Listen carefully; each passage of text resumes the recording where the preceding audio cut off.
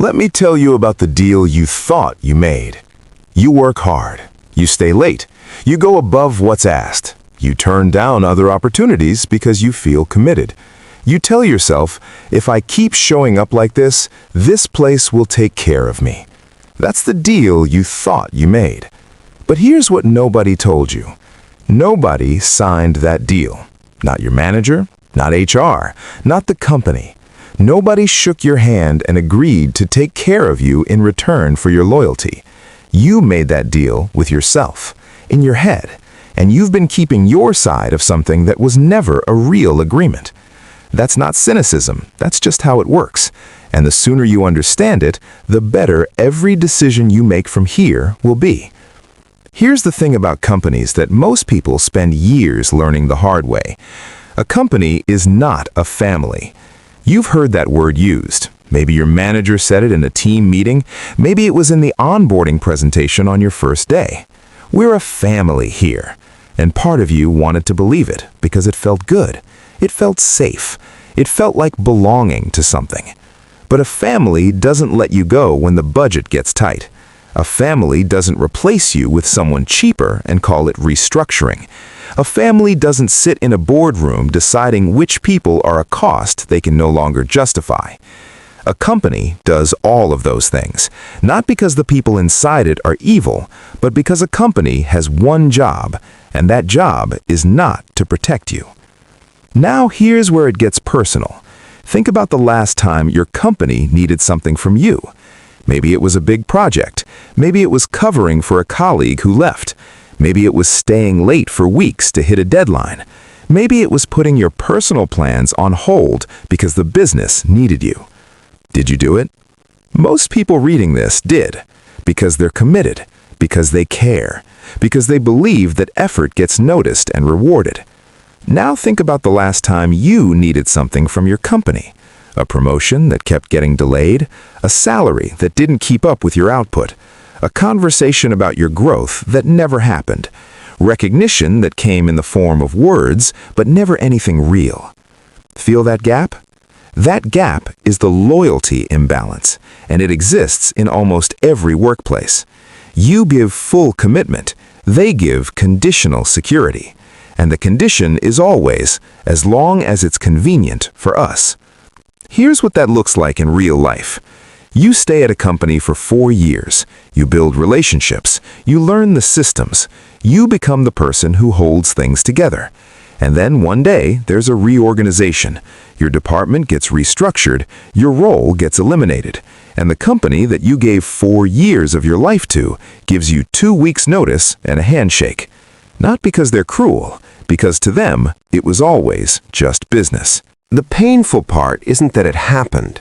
The painful part is that you were loyal to something that was never capable of being loyal back. A company is a legal structure. It cannot love you. It cannot feel gratitude. It cannot honor the unspoken deal you made in your head. It can only respond to what serves it at this moment. And right now, understanding that is not about becoming bitter or disengaged. It's about becoming honest. Here's what honest looks like. Honest means you stop waiting for the company to decide your worth, because they will always value you at the minimum amount required to keep you. That's not personal. That's just incentive structure. They have no reason to pay you more than they have to. You have every reason to know what you're actually worth and act on it. Honest means you stop putting the company's needs above your own development. Every time you skip a learning opportunity because work is too busy, you are investing in their future at the cost of yours. Every time you say yes to more responsibility without a conversation about compensation, you are subsidizing their growth with your time. Honest means you understand that the people who get taken care of inside companies are not the most loyal, they are the most strategic. They manage up, they make their value visible, they have options, and they make sure leadership knows they have options. Not aggressively, but clearly. Because here's the dynamic nobody explains. When you have no options, the company has all the power. When you have options, the power shifts. The moment your employer thinks you might leave, you become a priority. Suddenly, the salary conversation happens. Suddenly, the promotion discussion moves forward. Suddenly, your manager finds time to check in on your growth. None of that happened because they started caring more. It happened because losing you became a real possibility. And real possibilities get budgets. Real possibilities get action. Vague, loyal employees who would never leave get nothing. Because there's no urgency, there's no risk, there's no reason to move. This is why the most important career advice nobody gives you is this: always be building your options.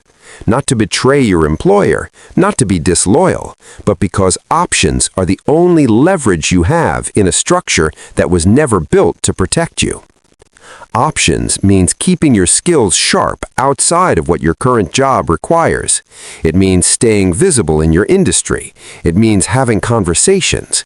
It means knowing what the market would pay you today if you walked out the door. It means being the kind of person another company would want, not just the kind of person your current company has come to depend on. And here's the thing most people don't realize. Building your options doesn't just help you if you leave, it helps you right where you are. Because when you know your value, you carry yourself differently. You speak differently in meetings. You negotiate differently. You stop accepting situations that don't serve you because you know you don't have to.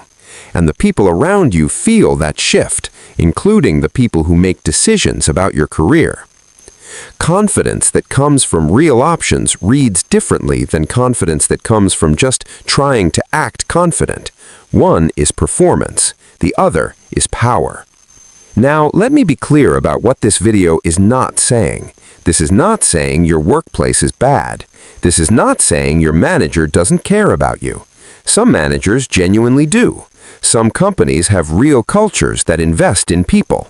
Some of the relationships you build at work will last your whole life. What this is saying is that goodwill is not a policy. Your manager caring about you personally does not protect your job if the business decides to cut your department. Your good relationships at work do not translate into a compensation package that reflects your actual value unless you advocate for it. Culture doesn't pay your bills when the company decides it needs to right size.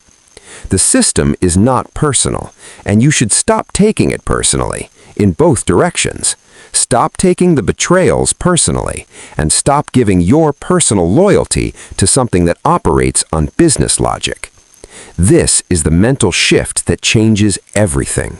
The moment you stop seeing your employer as someone who owes you something and start seeing them as a client you work for, deliver value to, and expect fair payment from, everything gets clearer.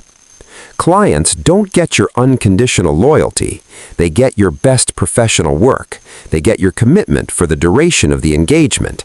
And if a better opportunity comes along, you take it, because that's how professionals operate. You are not an employee who belongs to a company. You are a professional who is currently choosing to work there. That one shift from belonging to choosing changes everything. It changes how you negotiate. It changes how you set limits. It changes how you think about your time and your skills and your future. Because when you belong to something, you wait for it to take care of you. When you're choosing something, you make sure it's worth choosing. And if it stops being worth choosing, you choose something else. That's not disloyalty. That's just the deal that was always there. The real one. The one that actually exists. Your company will continue to exist after you leave. The question is whether you will grow while you're there, or whether you'll spend years being loyal to a structure that was never designed to be loyal back. That's the choice in front of you. And now at least, you know it's a choice.